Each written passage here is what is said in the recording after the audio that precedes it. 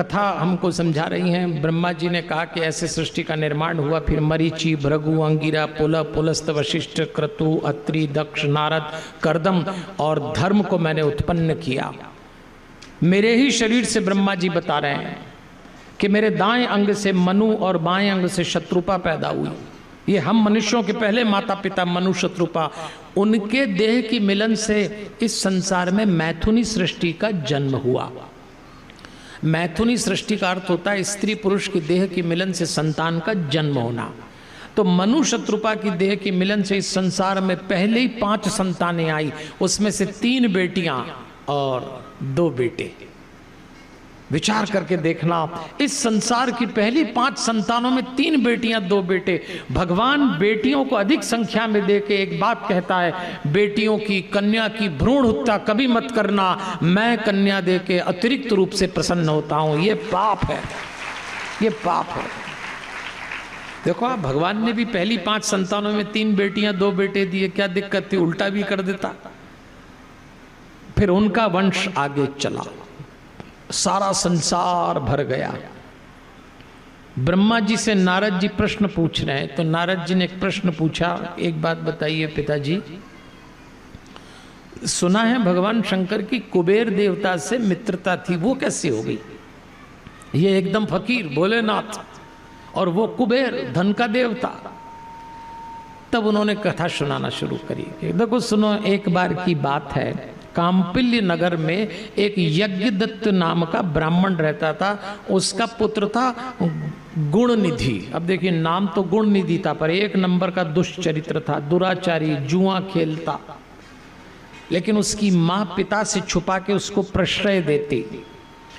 और एक दिन तो माँ ने कहा, तेरी ऐसी गतिविधियां हो रही है, आच्छादयामि ते नित्यम पितुरग्रे कुचेष्टितम कुचेष्टितम, तेरी कुचेष्टाओं को मैं छुपाती रहती हूँ।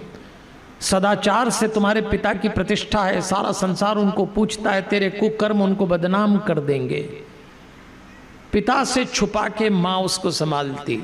एक दिन माँ ने कह दिया, तेरी आयु 19 साल है, तेरी बहू की आयु 16 साल है, अब तो तू सुधर जा। एक दिन पिता यज्ञ दत्त को पता लग गया, तो उन्होंने उसका त्याग कर दिया। देखो, एक बात बाहर निकल के आ रही है शिव पुराण की इस कथा से, कि बच्चों के लालन पालन में माता और पिता में भेद नहीं होना चाहिए। माँ अलग ढंग से पाले, पिता अलग ढंग से पाले, तो बच्चे निपट जाएंगे। बेटा गलत काम कर रहा है तो पिता से छुपा के माँ उसको पुचकारती थी, समझाती थी, ये ना करें। दोनों संयुक्त रूप से संतानों पे नियंत्रण करें। देखो, बच्चों में एक होती है पसंद, पसंद पे कंट्रोल नहीं किया तो बन जाएगी आदत, आदत पे कंट्रोल नहीं किया तो बन जाएगी रुचि, फिर लालन पालन बड़ा मुश्किल हो जाएगा। एक होती है रुचि, फिर होती सुरुचि, फिर होती कुरुचि, फिर होती अरुचि। ध्यान रखना, अगर आप आर्ट ऑफ पेरेंटिंग में लगे हों, बच्चों का लालन पालन कर रहे हों, आपके घर में छोटे बच्चे तैयार होकर बड़े हो रहे हों, तो इन शब्दों पे ध्यान देना। आपके बच्चे की पसंद माता पिता के संयुक्त निर्णय से तय हो। पिता मना कर दे, माँ धीरे से हाँ कर दे, माँ मना कर दे, पिता धीरे से, ये लंबे समय दिक्कत देंगे। क्योंकि वो जो उसकी पसंद है वो तो बच्चा है, उसकी आदत बन जाएगी, आदत उसकी रुचि बन जाएगी। अब रुचि को समझो आप, रुचि शरीर पे होती है, कुरुचि मन पे होती है। लेकिन जैसे आप मेडिटेशन करते हैं और आत्मा पे पहुंचते हैं, वो अरुचि बन जाती है। अरुचि का मतलब ऐसा नहीं उदासी, अरुचि का मतलब आपको इस बात का भान हो जाता है कि ये सही है, ये गलत है। ये बच्चों को सिखाने के लिए बच्चों के साथ आप सब भी रात को सोने के पहले और उठने के बाद मेडिटेशन जरूर करिए। यही हनुमान चालीसा का, और कुछ न कर सको तो हनुमान चालीसा तो याद है बच्चों को, इतना तो किया जाना चाहिए। पिताजी ने गुण निधि का त्याग कर दिया, छोड़ दिया उसको। अब पिताजी ने भी अति करी, बच्चों को यूं छोड़ा भी नहीं जा सकता।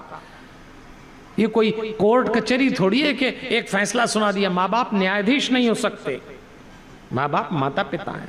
गलती करेंगी संतानें, आपको बार बार अवसर दे के लगातार मेहनत करके सुधारना पड़ेगा, लगातार मेहनत करके।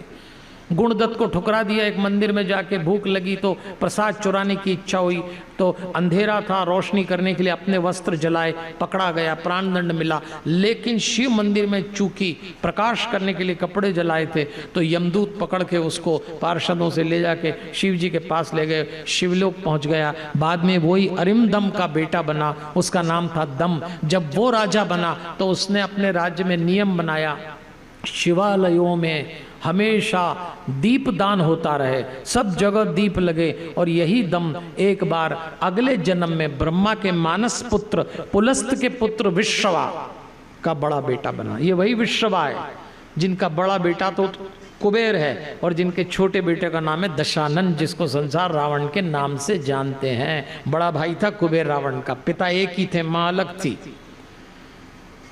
कुबेर ने भक्ति करी, शिवजी प्रसन्न हो गए, और जैसे ही शिवजी प्रसन्न हुए कुबेर ने दृष्टि खोली तो माँ पार्वती पास में खड़ी, पार्वती को देखने लगे। पार्वती को क्रोध आया, एक आंख फूट गई उसकी। कुबेर काणा, ये मालूम है ना। और उसके बाद शिव जी ने कहा ये अपना बच्चा है, इस पर कृपा करो, और उसको कृपा करके शिव जी ने कैलाश के पास में बसाया। तभी पार्वती जी ने कहा तुमने मुझे देखकर, मेरे सौंदर्य को देखकर मेरे पुत्र हो, लेकिन ईर्ष्या की तो आज से तुम्हारा नाम कुबेर होगा। अब देखो, बैरागी शिव जी के कैलाश के पास में धनाढ्य कुबेर की बस्ती बनी। शिव पुराण हमको एक बात समझाना चाहता है, जब तुम्हारे पास अथाह संपत्ति हो तो उतना ही बैराग भी जगाना। और बैराग कैसे? राग जग गया तो संपत्ति में विलास आएगा, वैराग जग गया तो संपत्ति सेवा के काम में आएगी। ये जो महिम जैन साहब जो हमारे नारायण सेवा संस्थान की बात करते हैं, ये क्या है? वही है, धन को वैराग से जोड़ो ताकि थोड़ा त्याग करो, दान करो, शुभ कार्य में दो। तो यही शिव जी ने, इसीलिए शिव और कुबेर मित्र बन गए।